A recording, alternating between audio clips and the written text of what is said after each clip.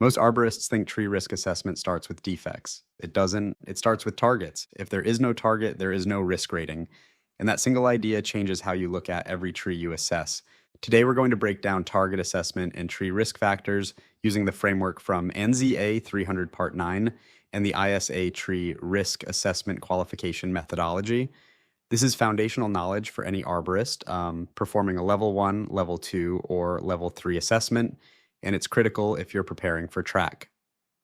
Let's start with the definition. In the context of tree risk assessment, a target is a person, property, or activity that could be injured or damaged if a tree or tree part fails. Notice what that definition does not say. It does not say a target is the tree. It does not say a target is a defect. A target is what could be harmed. And ANSI A300 Part 9 and the ISA TRAQ system both emphasize that risk is the combination of the likelihood of failure, the likelihood of impact, and the consequences of failure. Targets directly influence two of those three components, likelihood of impact and consequences of failure.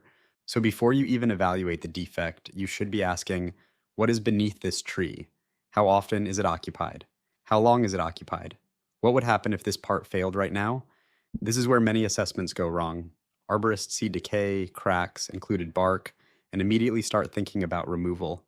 But without evaluating the target, you haven't assessed risk. You've only identified a potential hazard. Let's define that distinction clearly. A hazard is a tree or tree part with a defect that could cause harm. Risk is the likelihood of that hazard causing harm combined with the severity of the outcome. Hazard is about condition. Risk is about probability and consequence. And probability and consequence cannot be calculated without understanding the target. Now let's break down the three core tree risk factors defined in the TRAQ methodology. First, likelihood of failure. This is the probability that a specific tree or tree part will fail within a given time frame. This is where you evaluate defects, structural integrity, load factors, species characteristics, site conditions, and exposure to wind or soil saturation. Second, likelihood of impact. This is the probability that the failed tree or tree part will strike the target. This is entirely dependent on target presence and occupancy. A tree limb over a vacant field has a low likelihood of impact. That same limb over a playground during school hours has a high likelihood of impact.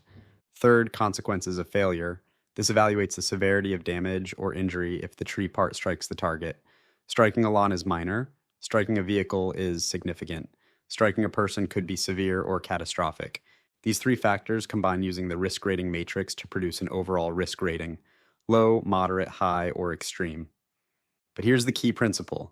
Without a target, there's no likelihood of impact and no consequence of failure, which means there's no risk rating. And that doesn't mean the tree won't fail. It means failure would not result in harm to a defined target. Now let's talk specifically about common targets you must consider during an assessment. Targets generally fall into three broad categories: people, property, and infrastructure. People are always the most important target. Human life and safety carry the highest consequence rating in the matrix. A falling limb that could strike a person has fundamentally different implications than one that might damage a fence. When you assess a site, you must look for pedestrian pathways, playgrounds, sidewalks, outdoor seating areas, schoolyards, parks, job sites, and residential yards where people congregate. You must also think about duration and frequency. Is it a trail used once a month, or a sidewalk used every hour? Is it a backyard that hosts gatherings every weekend, or an area rarely accessed? If people are reasonably expected to be present within the potential impact zone, that must weigh heavily in your consequence assessment. After people, consider property targets: residential structures, garages, sheds, vehicles, fences, pools, outdoor equipment. These represent economic value and may influence consequence ratings, depending on potential damage severity. Then consider infrastructure: roadways, utility lines, communication lines, streetlights, adjacent buildings. In some cases, even temporary infrastructure like construction staging areas or event setups. Also consider activities as targets: outdoor classrooms, sporting events, farmers markets.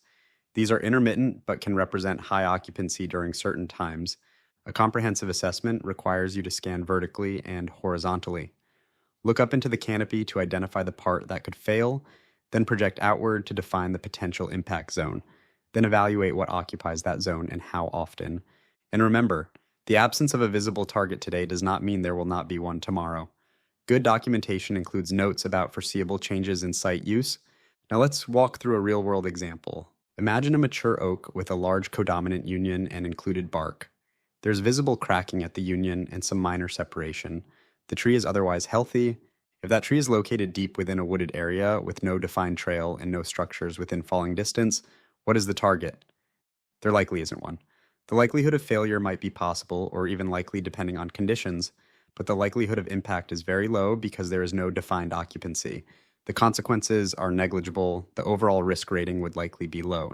Now take that exact same tree and place it over a residential driveway where two vehicles are parked nightly and children frequently walk underneath. Now we have a defined target. People and vehicles, likelihood of failure remains the same. The defect did not change. Likelihood of impact increases because occupancy increases. Consequences of failure increase because the targets have value and potential for injury. And because people are involved, the severity consideration increases significantly. The overall risk rating may now fall into the moderate or even high category depending on the specifics. Same defect, different target, different risk rating. That is the power of proper target assessment. Another critical concept is that target conditions can change over time. Construction may introduce new structures beneath a canopy. A property owner may install a patio. A school schedule may increase occupancy during certain hours. Seasonal use matters as well. A thorough tree risk assessor evaluates not only current targets, but foreseeable occupancy patterns within the specified time frame of the assessment. ANSI A300 Part 9 emphasizes that the assessment must specify the level of assessment and limitations. A Level 2 basic assessment conducted from the ground without advanced testing tools relies heavily on observable target conditions. A Level 3 advanced assessment may incorporate more detailed failure analysis, but target evaluation remains essential. Let's address a common misunderstanding. Tree risk is not the same as tree health. A tree can be biologically healthy and structurally compromised. A tree can be structurally compromised but pose minimal risk due to lack of targets. And a tree can be structurally sound but represent elevated risk if high-value targets are consistently present beneath it. Risk is contextual, it is not emotional, it is not aesthetic, it is a structured evaluation based on defined criteria. Another misunderstanding is assuming that any defect equals high risk. Defects influence likelihood of failure, but without target exposure, the overall risk may remain low. That is why blanket removal recommendations without documented target analysis do not align with ANSI A300 Part 9 standards.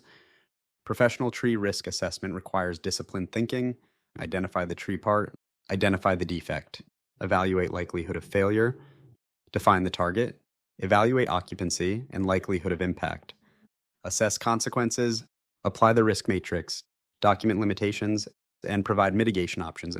Mitigation may involve pruning to reduce load, cabling or bracing, restricting target access, or removal if risk exceeds acceptable thresholds. But the decision framework always returns to this question. What is the target? If you're preparing for TRAQ, remember this. The exam does not test your fear of defects. It tests your understanding of probability and consequence within a defined framework. And if you're practicing in the field, your credibility depends on your ability to explain risk logically and defensibly to clients, municipalities, and property owners. Tree risk assessment is not about finding reasons to remove trees. It is about objectively evaluating the interaction between tree condition and target presence. So the next time you approach a tree with visible defects, pause before making assumptions. Look down, look around, and identify the target. Because tree risk doesn't start with the tree, it starts with what the tree could strike. And when people are within that impact zone, your responsibility as an assessor becomes even greater. And without a target, there is no risk rating. Thanks for listening to the Arborist Podcast. Let's keep building your arborist knowledge one domain at a time. If you found this useful, please like and subscribe.